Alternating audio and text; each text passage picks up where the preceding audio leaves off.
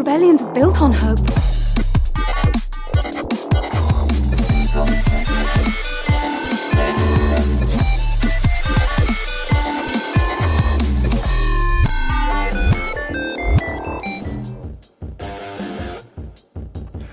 And welcome to another episode of Radio Rebellion, a Star Wars podcast. I am your host, Alberto Calderon. Thank you for joining us on another Star Wars Saturday. And today I'm joined by our friend, Conor Cicchitti. I think I messed that up, but we'll be fine. It's Conor, fine. how you doing today? I'm good. I'm good, Alberto. Yeah, it's completely fine. People mess up my last name all the time, and I'm just at this point where I just don't care really. So yeah, but yeah, I'm good. I'm excited to talk favorite Jedi.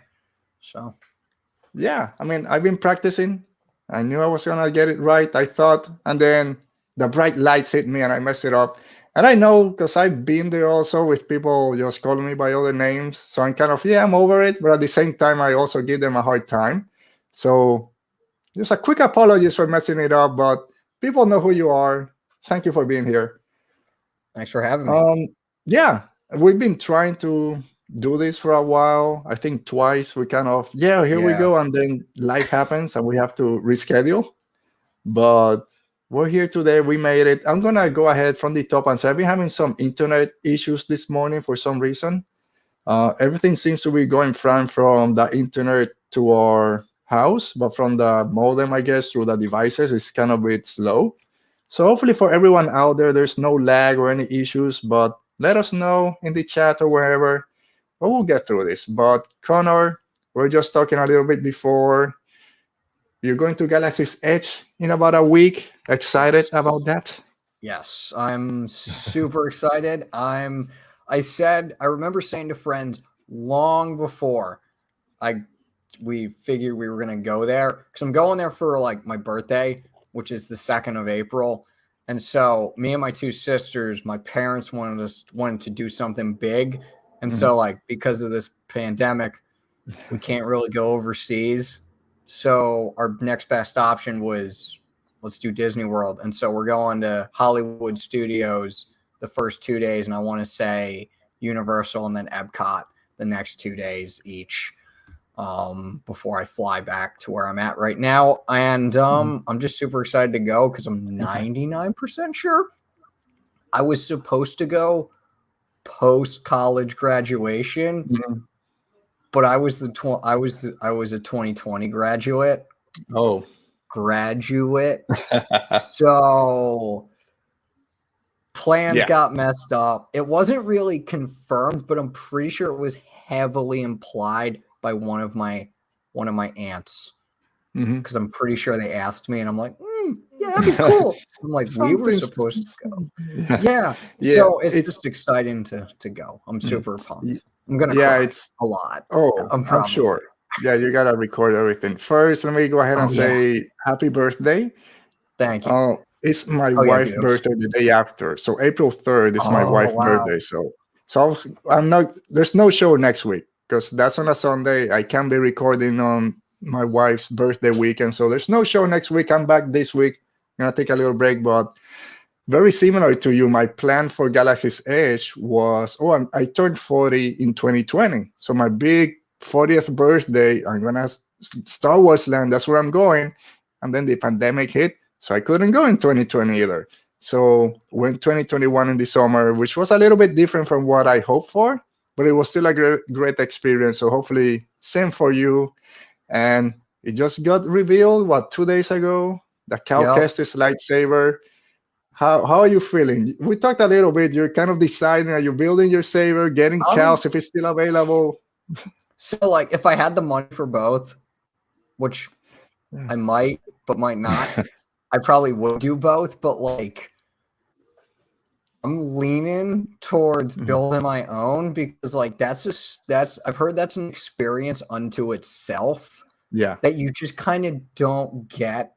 I could be wrong, but you kind of just don't get that with just buying a legacy lightsaber. Yeah. And I'm leaning towards building my own, but like the temptation to like cancel my reservation and buy Cal's is there. Yeah. I was expecting that it would be revealed. It would show up to the parks after. So when the announcement came in that it would come in March 25th, I was like, darn it. Yeah, I got a decision to make. So I don't know what time is your reservation, and I can't speak to the experience of building your saber because I didn't get to do that.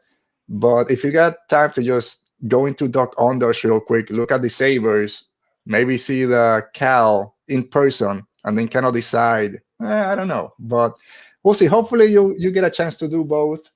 We'll be watching on Twitter for that, and hopefully you get them. Oh yeah, dude, I'll definitely be recording. I'm like right now, at least at the time of this recording, I'm leaning very heavily towards building my own. Yeah. But again, next week that could change completely. Yeah, the Force works in mysterious ways. We'll see what happens next week. All right, so before we start, for all you guys watching live, thank you for being here. Make sure that you hit that like button. Make sure you subscribe to our show. We're close to 150 subscribers soon. I keep saying once we get to 150, we'll do a watch along of a movie, a TV episode or something. We'll do that soon. And if you're listening to this later in the replay or watching this, I should say, make sure to comment below who's your favorite Jedi, why, and all that stuff. And also, if you're in the chat, let us know as we go throughout the show who's your favorite Jedi. And if you're listening to this on the audio podcast, thank you. And make sure to also leave us a rating and review.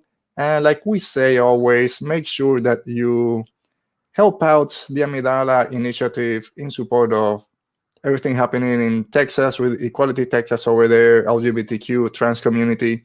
So yeah, that GoFundMe is still going on. They're closing on their halfway of, I think, 25,000. They're halfway there almost. So make sure to check that.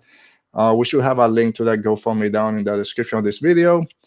And before we start, let's see who's in the chat. Of course, you see our friend Amy. Amy Guerra is here saying hi to both of us. Thank you for joining, Amy. And of course, she said she was going to be here, Mo, with her boys. And our friend, you know this guy from In a Galaxy. What's going on, everyone? It's Eli. And our friend, of course, Dale has to be here. Hi, Dale, for being here. Who's your favorite fan? I can't say that, Dale. Who's my favorite fan? I don't know. My answer is yes. Yes, there you go. I'll go with Conor. Yes, all of you guys. Yeah. All right. So before we start, actually, if you guys are ready, I'm not ready. Let's talk Star Wars and Star Wars news. Star Wars news. Our first bit of Star Wars news has to be with a little cover that dropped a few days ago. Shadow of the Sith by Adam Christopher dropped its cover during the Star Wars show, I believe, this past Wednesday.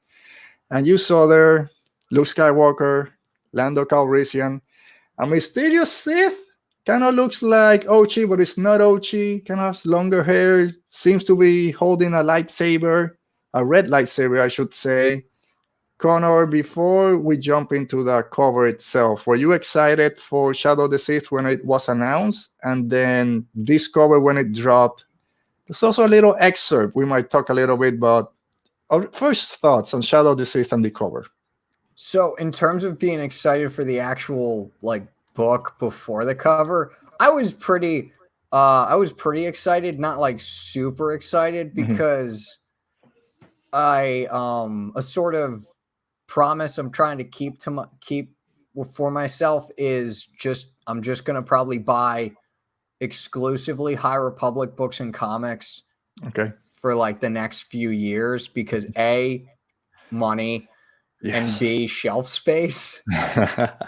But the second this cover dropped and the excerpt, which I read, which I normally don't do for Star Wars books, it's tempting, Alberto. I might get this book. Yeah, I'm right there with you in that I started reading Star Wars books with the new canon, but then really focusing this past year on the High Republic. And then there's so much stuff out there that it's almost impossible to keep up with everything. So when they said, yeah, High Republic Phase 1 ends now early in 2022, and then we're going to be gone till October.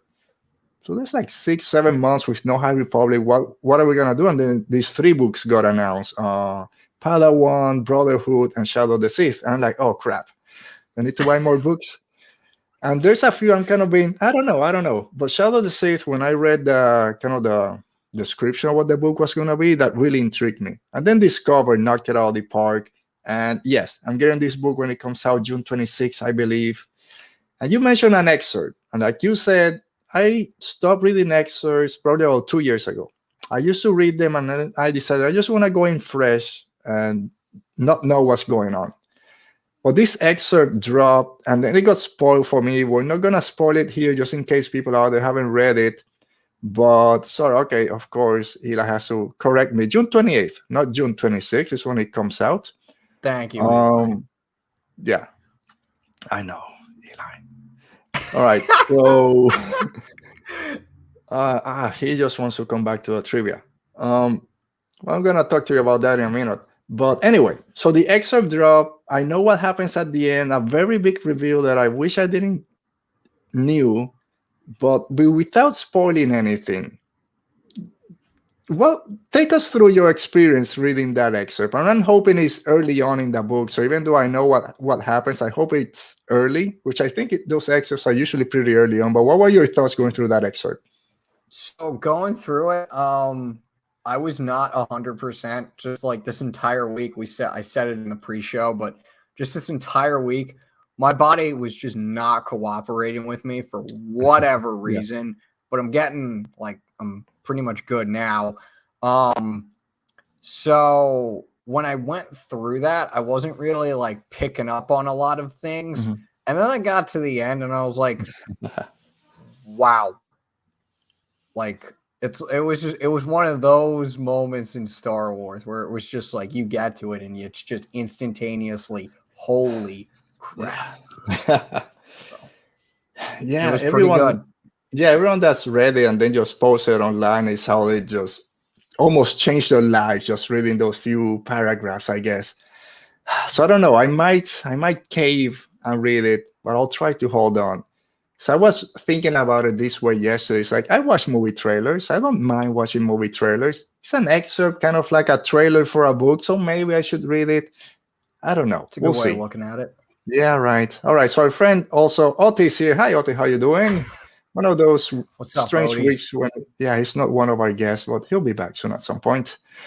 All right. So yeah, Shadow of the Sith by Adam Christopher later in June 28th, which is a little bit closer to my birthday. So I might buy that a little bit early as a birthday present. Can't wait for that. So yeah, Ochi, Luke looking for Sith artifact with Lando. Who knows if Lando's looking for his lost daughter, how it's going to connect to everything we know from Rise of Skywalker. I heard someone wrote on Twitter maybe that mysterious Sith on the cover, it's Snoke's older apprentice. I don't know. There's a lot. So we'll see. All right. Yeah. So if you guys out there, just let us know on the chat if you're excited for this book. And if not, then that's fine. There's more books coming out.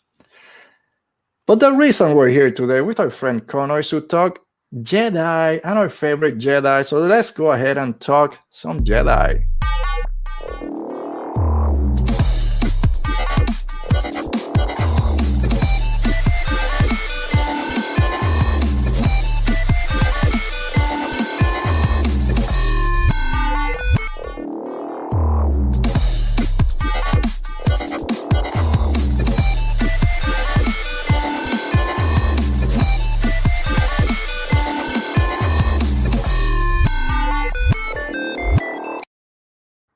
All right, a little bit longer than I usually make my intros, but I had to get all those Jedi there. Kind of finish off with Cal, because we just talked about it a little bit before. All right, so Conor, this is a topic that actually you pitched to me when we're trying to find something to talk about.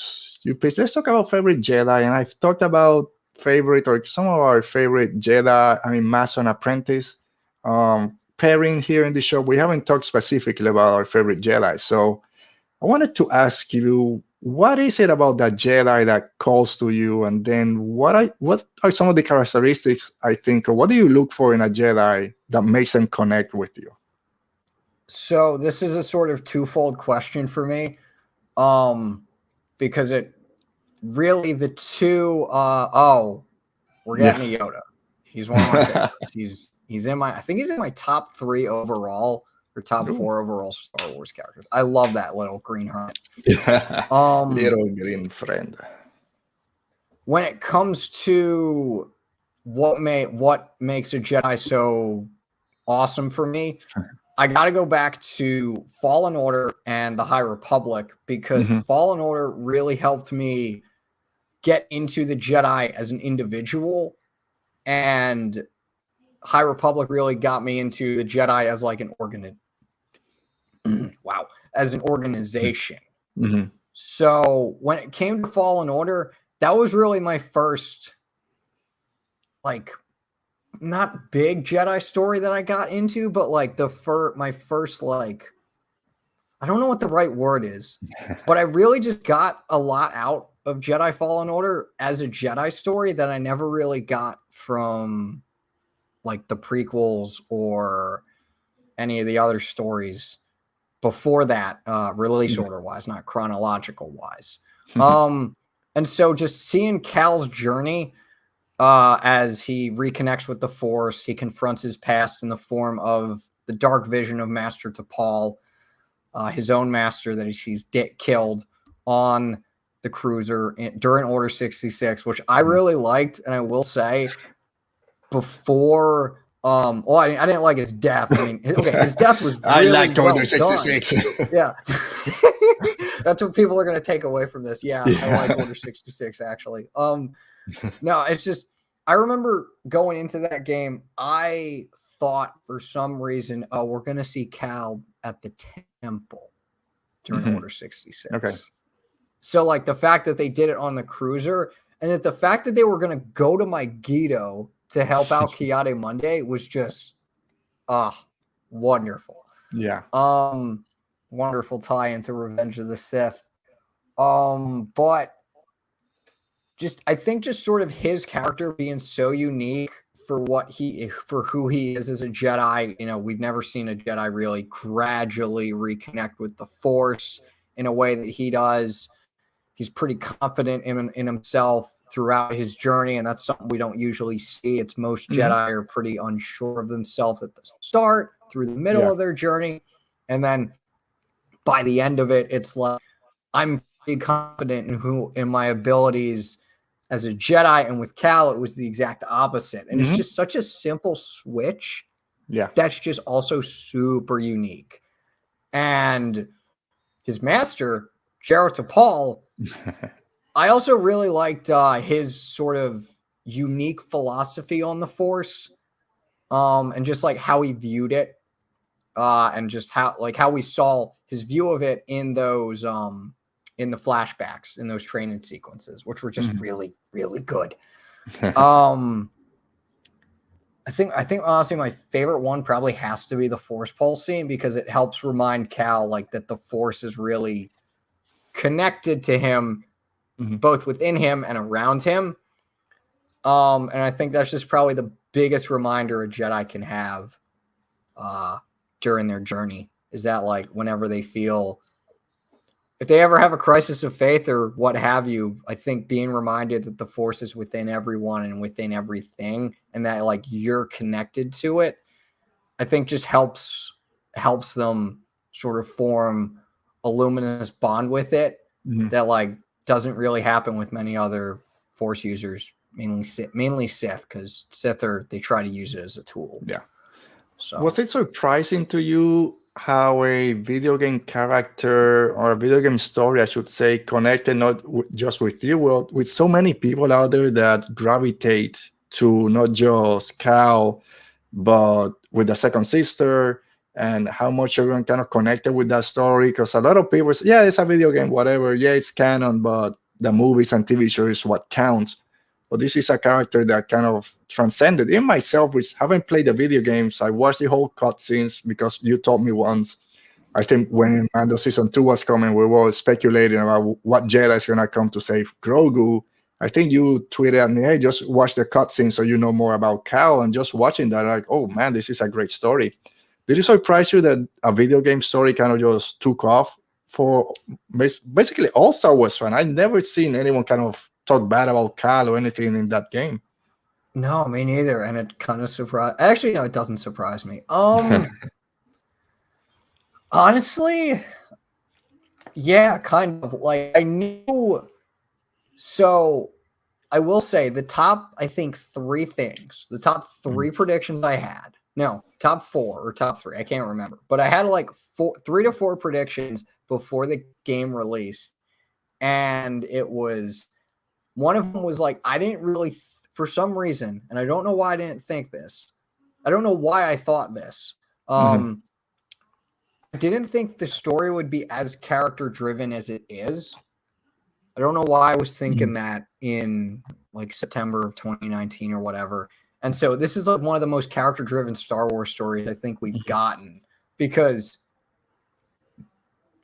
wow, I don't know about you, Alberto, but I remember going through the story the first time and my mind basically forgot 99% of the time that like, oh yeah, we're going to get a holocron to try to restore the order. I just didn't care. I was more invested in the relationship between Cal and Seer, Cal and his former master, and then like that little something that was kind of there between Cal and Trilla. Yeah. And Cal and Marin, obviously. And so I was kind of surprised that like this character kind of transcended Star Wars storytelling for me because I didn't really expect. I knew I was gonna like him. I didn't expect him to get to like my top 2 or 3 characters, at all. All right, and we'll come back. I thought he was gonna die at the end. And I'm so thankful he didn't. That's what we all thought.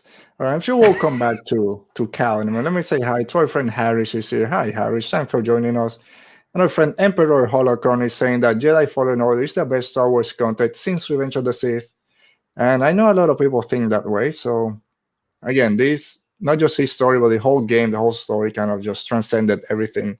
And we'll see. A lot of speculations that... Seer. Yeah. Like, her crisis of faith and just Deborah Wilson's acting in that game is just phenomenal. I think one scene that stands out to me is after you leave Dathomir for the first time and Cal's just really sad about having to relive his past, about the fact that he was told by his master via his internal thoughts that he isn't a true Jedi. And like just Deborah Wilson's acting in that moment where she just is like, screw it, I'm just going to tell you what happened between me and Trilla. Just the full truth. And it's just like, heart-wrenching. Yeah, that scene was something. But yeah, we can spend the whole day talking about it. And again, I'm sure we'll come back to Cal in a minute. But you mentioned then that the High Republic kind of made you look at the whole Jedi, I guess the whole order in a different view.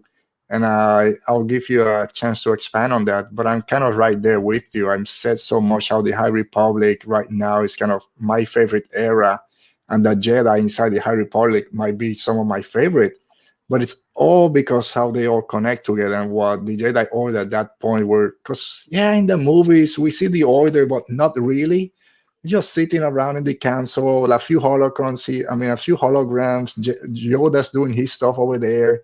So they're not really connected. And we just follow 2 or 3 because that's the nature of storytelling for the movies. But here, there's such a huge gamut of characters that we can connect with a bunch of them. But then seeing them work together and the good and bad of the Jedi Order kind of gets pushed to the forefront in the High Republic, which is some of my favorite things. So yeah, I kind of understand that part. So what was it about the High Republic in general that kind of gave you that different insight, I guess, into the Order? So it's funny because I almost didn't get into the High Republic. And it wasn't out of any hate for the era. It was the fact that right now, at least, it's just books and comics. And I like to call myself a slow reader, but I think the High Republic is the exception to that because it's the High Republic. So I just didn't think I would get through. I wouldn't have any time or the finances to really get all the books and comics that came out. And I own pretty much all of them. I think I just need to get Tempest Runner and High Republic Volume 3 when that comes out in April. But I decided after watching the live stream, like the day before, there was like a live stream StarWars.com did like the day before the High Republic launched. And I decided, and after that, I was like, screw it. I'm getting Light of the Jedi, Test of Courage, Into the Dark. And I read all of them, read the comics, and just seeing the big thing for me. And I'm slowly going through Light of the Jedi again. I just want to kind of do like a sparse, not a complete reread of Phase 1, but like a sort of sparse one. Because like the adult books, I usually forgot what happened in them the most because of just how big of a scale they were. Like the two big things I really, really, really loved organizational wise from the Jedi in this era was the fact that they deal with their emotions in a very healthy way. Like the big example that I always go to is Rise and Storm. Elzar says to Stellan after he struggles with the dark side, he's like, I need help. Like, that's a big thing to say for a Jedi, but it's equally as big that Stellan doesn't reprimand him, but instead is like, okay, let us help you. Let's work through this. Just like, let's work through this. And it's beautiful, man. I love that the Order in this time is just so open to being openly aware of their emotions and just aware of, some of these emotions can go down dark paths, but if we control them these right ways and don't really suppress them, but we don't ignore them, but we like, not perceive them's the right word, but sort of understand them and realize that they're a part of us, they can be, we can control them. You can't suppress something 100% because it's gonna come back to bite you some way, some form. And I don't remember off the top of my head exactly, but there's a passage in Midnight Horizon when Kantam is talking about emotions and letting go, and he says something. A lot of Jedi think that kind of means that repressing or just forgetting about it. And for him, it's the total opposite. It's kind of understanding, and then I need to let my Padawan go because I can be there for her right now. So I'm letting go, but I'm still with her, but I'm letting her kind of not choose her path, but she has to do this on her own. So, and I think it's in the Rising Storm also that they talk about, there's a Jedi counselor somewhere. It's like, we needed that. Where was that position in Revenge of the Sith when poor Anakin goes to Yoda, which I love. I love Yoda also, and a lot of people take that scene when Anakin is kind of confessing there to Yoda what he's going through. And he's like, just forget about everyone. Learn to let go of everything or whatever. Learn to let go of everything you fear to lose or something like that, which is one of my favorite lines. Where it's like, dude, he's opening it up to you. He's looking for something else. And we see that, like you just said, between Elzar and Stellan. It's like, come on, we'll get you the help. And even the middle grade books, because the first one I read was A Test of Courage, and it ends with Vernestra talking to Skier. So Skier, he went to the dark side. Did we lose him? And Skier goes, look, no, falling to the dark side is not a one and done thing. It's choosing the dark over and over again. So that from middle grade, that line it's one of my favorite. Like, and this book is for 8-year-olds or whatever, or 3rd graders, 5th graders. I'm loving that.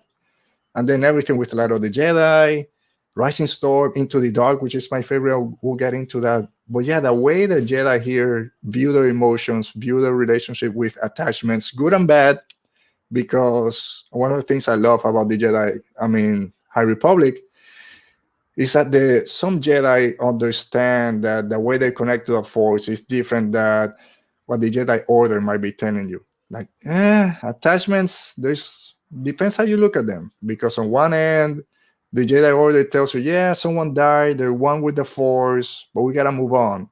And then Into the Dark, one of my favorite reasons when Orla and Comac are talking, it's like, no, Comac talking about his master that died when they're on the moon trying to save them. Oh, no, I gotta leave my master here. I can't even bury her, this person that was there through my formative years, was my parental figure. Now she's dead, and I just gotta forget about it. That makes zero sense. And of course it makes zero sense. And that kind of goes all the way to how he ends in Midnight Horizon when dude. Yeah. Dude, the whiplash was insane. Like, Yeah. you go from okay. Can we talk spoilers? Yes, everyone here that's not caught up with Midnight Horizon and everything High Republic, looking at you, Otto. If you're still here, you gotta finish it up in a couple of weeks. We might talk some spoilers about it. Before we do, let me say Amy Guerra is highlighting High Republic shows how even at their brightest, the Jedi suffer from cracks and flaws that grew to doom them correct. And Harris is also saying that the High Republic is so bittersweet because you see how good the Jedi can be while simultaneously watching it fall apart. Mo is also muting because she's not caught up. We'll let you know when we finish. All right, so go ahead. Yeah. Spoilers for Midnight Horizon. And dude, like, okay. I actually think I got almost spoiled on one of your tweets because I saw like you posted a Kanan Jarrus. Oh, it's fine. Oh, yes. The Kanan Jarrus gif. And I'm like, ooh, what does this mean? And then I got to it and I started bawling my eyes out at Reed Silas's Knight in Ceremony. And then just Comac Vitus is like, see ya. And I'm like, what? Yeah. There's no way. You can't do this to me, Daniel. Yeah, that was something big. I'm gonna say now, I don't know how to go about this. We're doing a top 5, top 3 favorite Jedi. We're just talking about it. But Comac and Orla are on my list of favorite Jedi. First to third, fourth, I don't know. But I always connected with Comac from Into the Dark and everything he went through, the way he viewed his connection to the Force and the Order and all that. And when we get to Midnight Horizon, that scene, the Knight in Ceremony of Reed was one of the most emotional things I've read. And that's why I tweeted out, oh, Jedi Knight in Ceremonies are so emotional or something like that. And they do the whole thing. Yoda's there, Canton, by the will of the Force. I always forget what it is. But then he cuts his braid, hands him his lightsaber, which, again, from Fallen Star, we also have Stellan giving his lightsaber to Elsa. So I'm really emotional when that happens. Hands him his lightsaber and said, I'm done. I'm not taking a break. I'm not coming back. I'm done with the Order, and just spits out. We don't know what the hell happened. It's like, what the hell? It kind of makes sense for his arc, but I wasn't expecting it to just happen there. It's like, crap, we just saw the first of the fall of the Fallen 20, of the Lost 20. It's like, holy crap. So yeah, that was something. I hadn't thought about that. Yeah. That's it. That's the first one. So I know chronologically. I don't know now because I just get the sense his story's not done yet. So I don't think so. I get where you're coming from. I get why you think like, Comac is probably one of the lost 20. Mm-hmm. But like with the way the High Republic's just been going, yeah, I'm gonna hold off on that. I don't. But I like that. Orla. Yeah, if Orla was still alive, I think maybe not. I think losing Orla was kind of the last straw. So I think he had a special connection, a special bond with her. You know how he was. He wanted to freaking leave Corellia and go to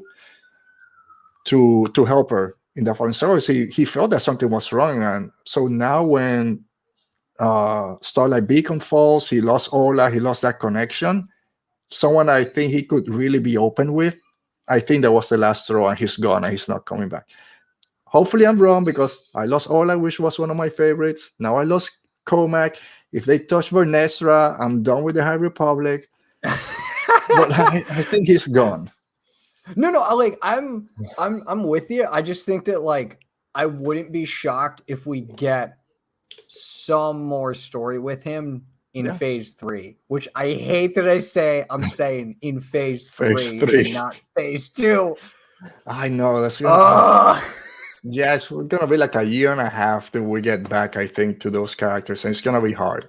It's gonna be difficult. They have a very big undertaking with phase 2, with coming up with characters that are gonna make us care as much as we do with everyone. They just did it with phase 1. Brand new characters, we connected with them pretty quickly. Hopefully they can do it now that we're going back 150 years or whatever it is, and then wait another year or whatever to get back to the characters that we know and love. But I don't know, very excited for it, but All right, let me write here. We're done with spoilers for now. Okay, cool. So Amy can. All right. But there was something else. The High Republic. So just because I just love the High Republic. I don't know if you get this way, Alberto, but I almost always view the High Republic in a vacuum. That most times I forget that like this is before the prequels and this is going to precipitate their downfall. So I'm just like, hell yeah, High Republic Jedi are the best, and then it just hits me like, oh wait, oh no, yeah, we're going to the prequel order. I'm trying because we see Yoda again. No spoilers again for the end of Midnight Horizons anymore, but we see where Yoda is and kind of his mentality right now in the High Republic, to where we find the Jedi Order 150, 200 years for the Phantom Menace. What happened that made them kind of switch? There's no more attachments like you mentioned. There's a lot of no's, because right now they're pretty open. What happened that kind of cuts that off? So I'm really interested to see what it is. I'm thinking the levelers, man. Levelers Sorry? are going to be I'm thinking the levelers are going to be a big part of what happens to the Order. Freaking levelers. Okay. Hate them or love them. Theory time. Mm-hmm. This is something I just want because of what Marchion did, but like also I think it could really, really, really work in the context of showing the Jedi's downfall. I think Marchion's gonna get killed in near the end of phase 3 by one of the Jedi, and that's really just gonna signify their downfall. And the person I'm picking for that is Bell. Oh, I mean, he has probably one of the most kind of if someone's gonna kill him, it's Bell. Oh man, I don't even want to talk about it. Actually, that's fair. I just need to put that out there. I mean, it's a good choice. It's one of those characters that you could say, I see him kind of going dark because of what happened to Loden, but on the other side, he's such a sweet kid that you don't see him going that way. But I mean, that's what works great with Star Wars. I don't know. I thought that by the end, where we are now in the High Republic, again without spoiling, I thought Lorna D was going to have a little bit more to do towards the end. I know right now she's in the comics dealing with Avar and all that. You haven't read Tempest Runner, so I won't spoil anything. Oh, but no, I've read it. Oh, yeah. The way. No, I've read it. Yeah. Okay, sorry. The way Tempest Runner kind of plays right after Rising Storm and Out of the Shadows, I thought, okay, Lorna D is ready to step up and take over the Nile. And then Light of the Jedi, she's not there. She's with Avar doing whatever. So I'm very surprised to see what happens with that. So yeah, Amy's reminding us the Lost 20 happened. We don't want to think about it. I'm pretty sure we're going to know like 2 of them. Yes, so let's jump into... Let's finish our talk with the High Republic Jedi before moving on. So you've grown pretty close, I guess. I don't know if that's the right word to put it, but with Keith Trennis, one of your favorite out there, had a great Twitter thread that got, not Twitter thread, great write-up that you did that got highlighted in Kevin Scott's, I believe, right? Kevin Scott's like newsletter, which still shocks me. I'm sure. Insane. So I said here multiple times, I haven't followed the comics. I've only done a few of the specials, like I did Monster at Temple Peak, the Eye of the Storm 2-part, that Temple Peak. I love Ty Yorick. I hope she comes and we see more with her. And then I always forget the name, the one with Emmerich and Trail of Shadows. Trail of Shadows. Ooh, yeah, which is another great talking about levelers. So I did those 3. So I haven't kind of followed everything with Keith and everything that's going on. But I know Keith Trennis is one of your favorites. So why? I guess is the question. So, basically, so I consider myself a very visual person when it comes to stories. So when I read Light of the Jedi and I read A Test of Courage, and and a decent part of Into the Dark, I want to say. Wait, did I? Oh, I started Into the Dark pretty late in terms of like wave 1, but yeah, because it's books, I'm just not great when it comes to visualizing people, even though like literally Burry, Avar, and Elzar are on the cover of Light of the Jedi. I still would just not like, it'd still be hard for me to visualize like them in certain scenarios.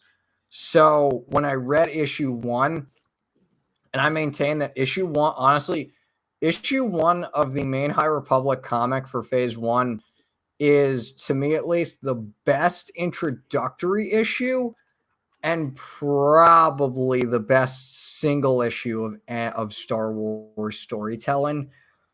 Like, Keeve just jumped off the page for me, and I do not say that lightly. Just like being able to sort of see her inner thoughts as she's trying to like pass this test that her master put out for her. She's trying to also she's also trying to like save Starlight Beacon from this like infestation that comes through that she senses. And like the final like 4 pages or so are just phenomenal because like she thinks she's done with the order. She thinks she's getting kicked out and she gets knighted, and it's just so emotional, man. It's probably the best knighting ceremony I've seen. Okay. Just ever. So. Yeah, again, we know knighting ceremonies, there's something about them. So yeah, I'm sad that I haven't. It's just phenomenal. Dude, you have to. I highly recommend it because like she really goes through a lot, but like she still maintains like this resilient, hopeful, and pretty humorous attitude throughout it. So yeah, and just by following people like you and some others that have gravitated to this character and kind of go through a whole journey, and we see on Twitter and all these stuff, I haven't shied away from that. And we see now by the end how she's standing up to Avar and everything that's happening over there on the search for Lord Nadi. So you can see this growth and in time-wise in terms of the High Republic. It's been like a year or so, I think, since this started, maybe a year and a half story-wise. I think it's 2 years, I want to say. 2 years? Yeah, more or less. Yeah, which is so insane to think about that, like, chronologically wise, all of this takes place over the span of 2 years. Yeah, a lot of things have happened in the galaxy in those 2 years. And some people in Kuro Center are still like, yeah, that's an outer rim problem. Like, dude, the Valo Fair, the Attack on Het Sao, now this Midnight Horizon, they won't come to the core. That's nothing is happening on Corellia. Anyway, so just finishing up with the High Republic Jedi real quick before jumping to others. So like I mentioned, Orla Joren is another one of my favorites for the same reason that Koma became one of my favorites. It's just a way that they have that kind of, do I follow what the Jedi Order tells me to do, or do I follow my connection to the Force? Because that's what really matters. And have that kind of, how do I balance this? And then she goes way seeking. And I love that we got her back. Unfortunately, in Light of the Jedi, I mean, in Fallen Star, we lose her. But the way she confronts Stellan, kind of bring him down a peg or two, kind of, dude, who are you without the Order? You're just, this isn't you. This is a mantle that they just kind of put on you to be the face. You're not comfortable here and all this. And then the way it ends with him kind of just doing, I know who I am and saving everyone. It's like, oh man, you're killing me. But I just love her whole story. And I, again, sad that it ended that way. But I just love that character arc from Into the Dark to here. And it was great also then seeing Kantam in Midnight Horizon kind of talk a little bit about his days as a way seeker. So we see what that really is. And then, and she might be my favorite, is Vernestra. I fell in love with Vernestra Rowe. I call her Vern. She doesn't mind if I call her Vern. I know some people don't like. She doesn't like with some people. She's fine with me. Like I said, A Taste of Courage, the first High Republic book that I read, I just fell in love with that character. And I'm very interested to see how she's going to respond now without Stellan there, which was her master, which they didn't have the greatest relationship. but I still think that she wanted to kind of have closure or something with him, because she kind of feels that maybe he pushed her a little too quick to become the youngest Jedi Knight, but she wasn't able to open up to him to talk about her lightsaber whip, and she did to Avar, but I think she still wanted to talk to him about and the visions that she's having in hyperspace, and she never got a chance to. And now that Stellan's gone, I want to see how that affects her. Because now she has this connection to Mari Santeca and the path and everything that's going on. Who's she gonna talk to? How is this gonna affect her? So I'm very, very interested to see what happens with her. But right now, she's one of my favorites. I loved her in Out of the Shadows. In Mission to Disaster, she was okay. That book is not my favorite, but I'm very interested to see what happens to her in Phase 3. So you mentioned Bell a little bit. You talked about Keith. Any other High Republic Jedi that jumps at you? Reith. He's basically me in Star Wars. Yes. Archives person, pretty big into history, and he has like one of my favorite lines in Midnight Horizon was Reith decided to, I think it was like Reith decided to neutralize him, like the problem of crushes, by like having all the crushes. And I'm just like, this man is down horrendous, and I feel that. So he just loves everyone. Reith, man. He sees a girl, I'm in love, I got a crush. Am I flirting? I don't know. Probably. I just love her. It's like, dude, chill. Yeah. So I'm not that like, so like I feel his pain there, but like I really liked his arc in Into the Dark and now Midnight Horizon. Yeah. So he's another one. I think pretty much like all the High Republic Jedi I really like. Yeah. Just pretty much every single one of them. The ones that like the main ones. Mm-hmm. Like there's Jedi that like I have there was like a quiz that someone put out on Reddit where it's like, name all the High Republic Jedi. I'm like, oh, this should be easy. There's 108 of them apparently. Oh my goodness. And I'm like, what? Wow. There's no way I could name all of them. No, me neither. I'll point at the ones on the cover, and that should cover it. Yep. All right. So moving away from the High Republic, who was the first Jedi that you kind of not fell in love with, but the first Jedi that you said, yeah, that's my favorite? That's a great question because it was honestly Cal. Because like I never grew up with Luke Skywalker. Mm-hmm. He was never like the central hero figure that he is with many people as their childhood hero. So I never really cared for him. And like, I still kind of don't care for him. So like, but I get his impact. I get it. I totally understand why people are like big on him. I just don't really feel it.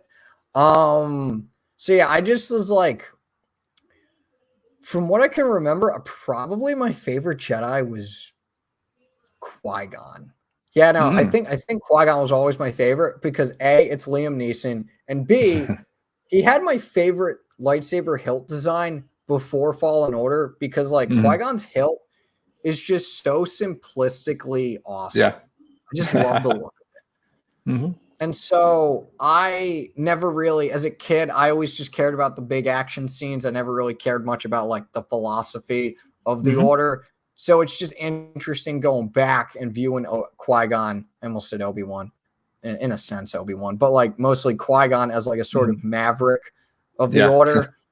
So yeah, he was always my first one, and he was always pretty up there, but just through Fallen Order, I've just been kind of like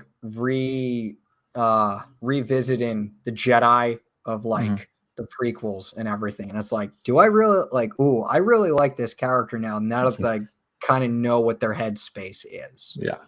So. Yeah, I think Qui-Gon, the reason I liked him when he came out, and I'm sure a lot of people, it's the first time we get to see like a real Jedi Master in action. Because we really didn't see anything with Obi-Wan in the original trilogy. Yeah, Luke was a Jedi. He wasn't a master. But Qui-Gon is the first time you see a fully formed Jedi Master kind of kicking ass and doing everything that we always played with. So I understand why a lot of people kind of connect with him. I'll tell you, the first Jedi that I love was Luke Skywalker, so shut up.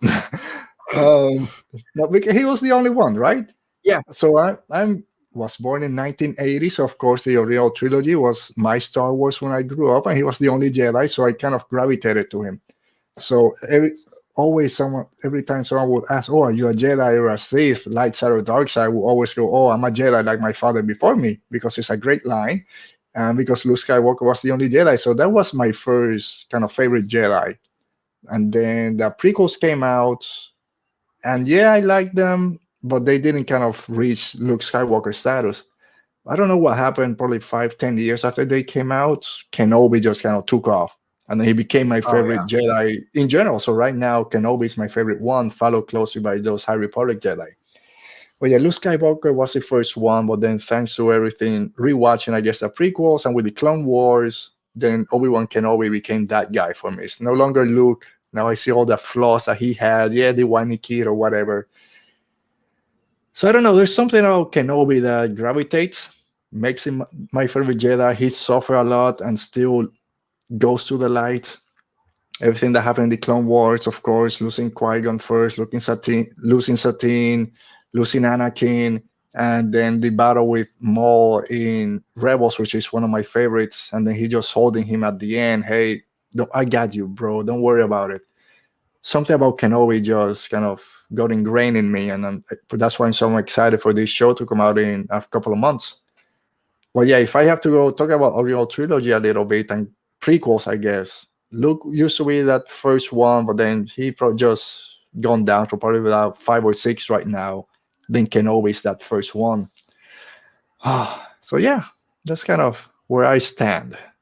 Yeah, and I think another character for me is Yoda. Yeah, because I think I got introduced to him through the prequels. Mhm.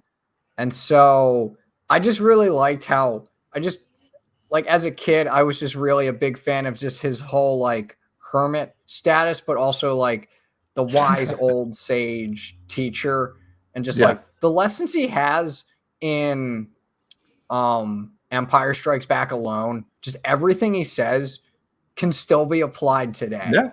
Both in fandom and just in real life. And it's just, I love his timelessness and just his arc that he pretty much goes through from Phantom Menace movies wise. Like we see a whole arc of Yoda from Phantom Menace to Last Jedi. Yeah. Where it's like, he kind of never really realized the faults of the Order. He kind of just still stuck to those ideals. Until like I want to say Last Jedi, where he was like, yeah, they kind of need like we can't lose Rey. But I have to rewatch that scene, but there's like a change there with Yoda. Yeah. I might be misremembering. A lot of people gravitate to that scene with Luke and Yoda about their favorite Yoda moment, stuff like that. But like you said, Empire Strikes Back Yoda is my favorite. I think that whole scene in Dagobah might be some of my favorite scenes in all of Star Wars. Everything that Yoda says in there to Luke makes 100% sense. And I buy every word that he says. And that's why, yes, this is why I want to be a Jedi if I could, is everything that Yoda says here. And to me, that's the most kind of Force-centric movie. And a lot of people say also Last Jedi, which is fine. But just that scene in Dagobah, kind of before now the High Republic and all that, that's what the Force was. And it's just so powerful still 40 years after. And then it's just a progression, I think, to the Yoda we see in The Last Jedi, which, yeah, it's a little bit different. Just we are what we grow beyond, and our students are the greatest teachers ever. I mean, Yoda is freaking Yoda. It's one that sometimes doesn't pop when we talk about Jedi, at least for me. Oh, yeah, my favorite Jedi are this and that. But just Yoda in Empire Strikes Back, and even though Last Jedi is not my favorite movie, that scene with Luke, you can't deny how impactful it is. So, yeah, I get it. Otis adding that also Kenobi is one of the few Jedi who can't be corrupted. He's the best. I agree. And Amy saying, I was never a huge Luke fan either, even as an 80s kid. Leia and Padme made me feel like they were cooler things to be than a Jedi. I mean, Leia's a pretty good stepping stone there. She's a pretty All good, right. pretty good example of that. So All right. I can't. So let's start kind of wrapping up a little bit before we go to some of our not question, but fan thoughts on their favorite Jedi. Anyone else? I'll drop in real quick. Name dropping, I should say. Kanan also became one of my favorite Jedi when I did my rewatch of Rebels. His whole arc is so great. Kanan became one of the best Jedi in my eyes. So he's also in that kind of top 5, I think, top 5, top 6. Kanan Jarrus, a great Jedi also. Anyone else before we kind of jump to Rebel thoughts? I got to go with Ezra. Yep. Oh, cool. Yeah, I got it. I mean, I'll go with Kanan too, but like I'm also going through Rebels like really slowly because I was going through it pretty briskly, and then once the trailer came out for Kenobi, I was like, all right, I gotta start rewatching the movies and some of the Clone Wars. Yeah. So yeah, I really like Ezra's arc, and I've said it before, probably on social media, but if it weren't for Cal, Ezra would probably be my favorite character in Star Wars. Okay. I just love his arc. Yeah. Who else? Rey, obviously. Just her arc is phenomenal. Yeah. There's something about Kanan and Ezra. I think we got to see a little bit with the Clone Wars series, but it's kind of what we didn't get with Obi-Wan and Anakin. Kind of that full arc. I think we get it with Kanan and Ezra, and it's lovely. It's Kanan. Yes. I mean, Ezra goes from this little brat that doesn't trust anyone, doesn't want to do anything, to the way he ends with the series where it ends, and we'll see what happens. Where's Ezra? #Where's Ezra? We'll find him. But Kanan also, everything, his knighting ceremony again, especially with the Grand Inquisitor, the Temple Guard, was so. Everything that happens in Rebels, one of my favorites.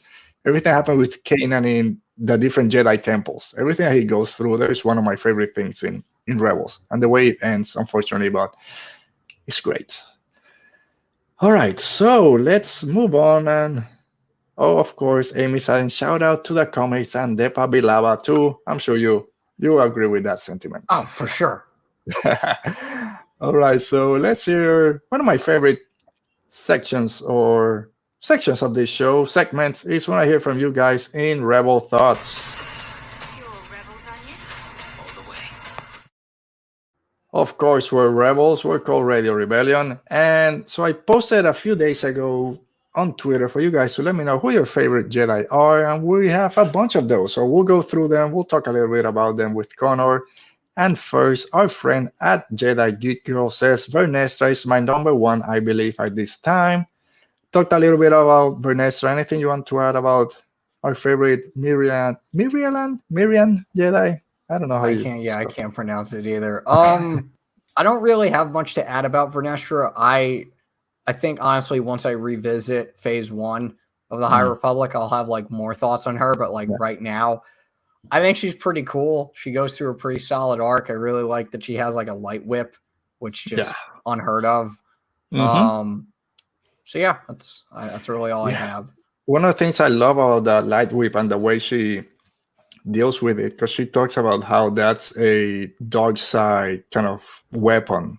Only the Sith and some Night Sisters used to use light whips, but she goes, well, the Force led me to this design.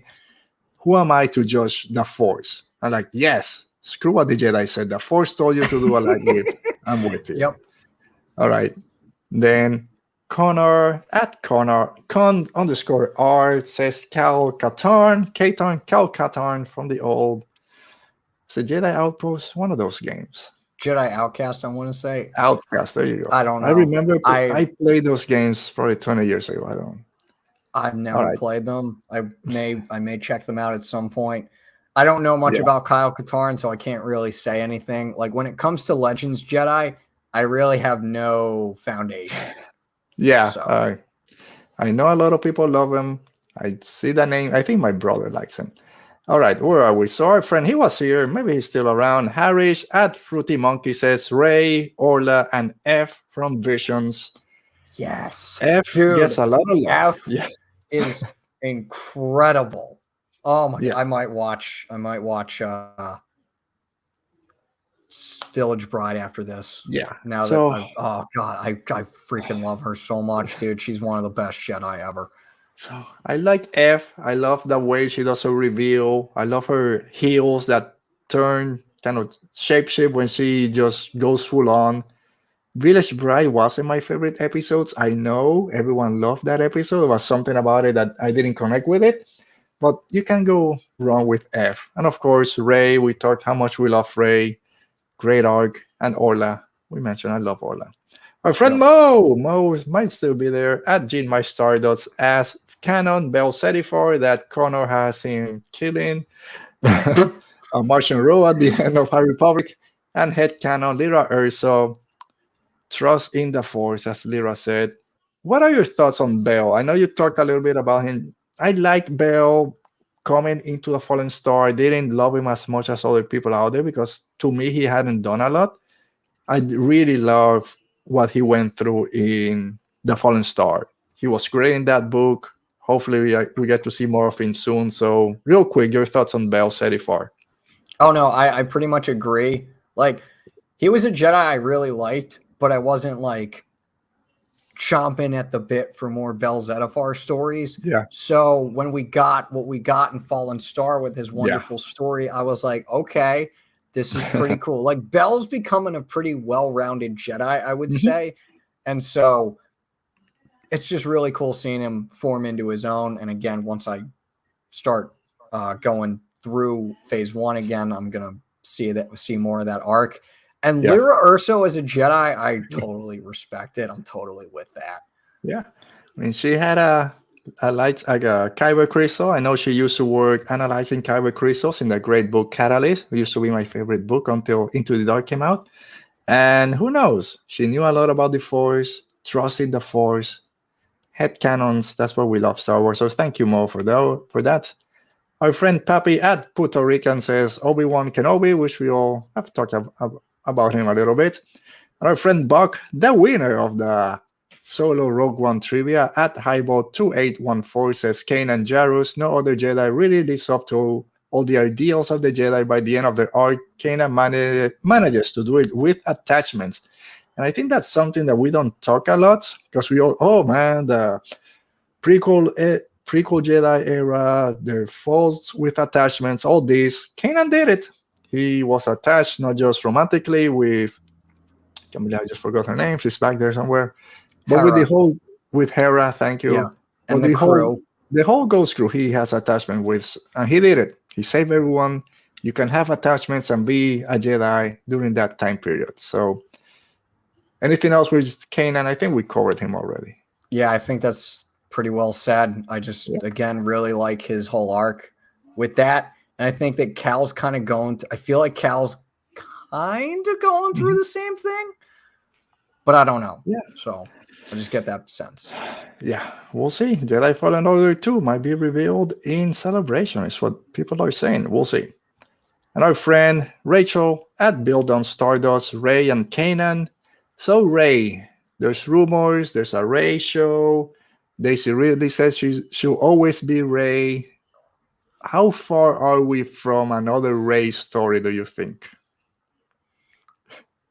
I don't know. Lucasfilm is so weird with its marketing. We could get an announcement for a Ray show tomorrow or like 5 years from now. I really don't know. But I just wanted to point out the Jedi Voices scene. My favorite scene in all of Rise of Skywalker. I love that Kanan is the one to tell her, in the heart of a Jedi lies her strength. Oh, man. I love picking out those voices because a lot of them, I don't know who that, but listening to Freddie Prinze, that's freaking Kanan. They brought Kanan. So it was great. And he has a great line. In the heart of a Jedi lies her strength. I think in 5 years or so, we'll see Rey back on the big screen, or I think there'll be a movie. I don't know, maybe TV show, but I think 5 years, we'll see her back. All right. Michelle at Michelle73 Marie says Luke Skywalker. Some people don't like him too much. Looks fine. No, I mean, he's a cool Jedi. I just don't resonate with him as strongly as I do others. So, but like, I get why a lot of people like him. Yeah, I think it's what I said. The older people like myself, he was our Jedi growing up. but now there's so many others that people can relate to that he kind of falls down a little bit. Not full of his own. He had a great arc in The Last Jedi, even though some people didn't like it. I think his arc made sense. All right. At A Lost Gamer, Ray and Riff Silas, your boy Riff Silas. And finally, Sam at Jedi Agents. Leia Organa, you mentioned her. Leia, great Jedi. A lot of people wanted more with her, but unfortunately, with the passing of Carrie Fisher, we couldn't get. But just that little bit in The Last Jedi to let us know that she was Force sensitive. And then, of course, we get her training with Luke in Rise of Skywalker. Surprised when we got that scene when we see her training with Luke? In Rise of, like, it being in Rise of Skywalker, I was, but like growing up, and I'm sort of warming up to the idea of Jedi Leia more, but like growing up, I was very adamant against it. I don't know why. I was just like, it's not that it's not that like I thought that Jedi Leia was like a complete mischaracterization of Leia Organa. I just wasn't like a big fan of that angle for Leia. Sure. I was just like, I just don't see her as a Jedi. And so I'm warming up to it a bit more, but I'm still kind of like, I don't know. I don't know. But like, so. Yeah, I don't know. It's because we all have this idea of Leia as this great senator and all that, general, also a Jedi, but seeing her battling with Luke was pretty awesome. So I'll give her. But like also, dude, like seeing Leia as a fully formed Jedi Master, if she was able to, dude, she would have been unstoppable. I mean, there's a reason that's what Yoda wanted. And then old Ben Kenobi, no, I got this whiny kid. Yoda wasn't wrong. Yoda was not wrong. No, I want the other one, not this kid. He has no patience. But whatever, right? God, that would be a great what if Yoda trained Leia. Oh man, I mean, it'll be a short story because she gets stuff done. All right, and Oti finishing off saying that sequel Luke would probably make his top 5, and maybe. All right, so Conor, great having you here. Great talk about the Jedi, about Fallen Order, everything that we talked about today. So thank you for being here. Thanks for having me on. Yeah.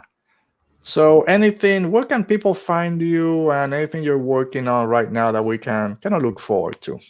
So on social media, you can find me on Twitter at DepaBanana. You can find me podcasting at the Nerd Academy podcast, specifically the Star Wars show of it called Knights of the Nerd Republic. We talk Star Wars news, theories. We have guests, interviews. It's pretty cool. Those release not every Sunday, but when we do have them, they release Sundays at noon. And then you can find me writing articles and stories super slowly, might I add, at sweditorig.com. I'm part of a wonderful team of creatives where we're creating our own fan universe called the SWEU, or the Star Wars Editor Universe. And we're keeping to what is in canon. We're not rewriting our own version of the prequels just because we could. We're keeping to what's in all of canon, and we mean all of it, while also adding our own spin to it and sort of just doing what we can within those I don't want to say constraints, but within the parameters of canon. And it's pretty interesting. It's a pretty interesting exercise with what we've been able to do. Right now, at least, I have 2 stories slated for August of this year. You can pretty much guess who I'm writing about. I've talked about it a lot. Really excited. But there's some stories out there already on the website that are pretty freaking good, if I do say so myself. Cool. So check them out. So yeah.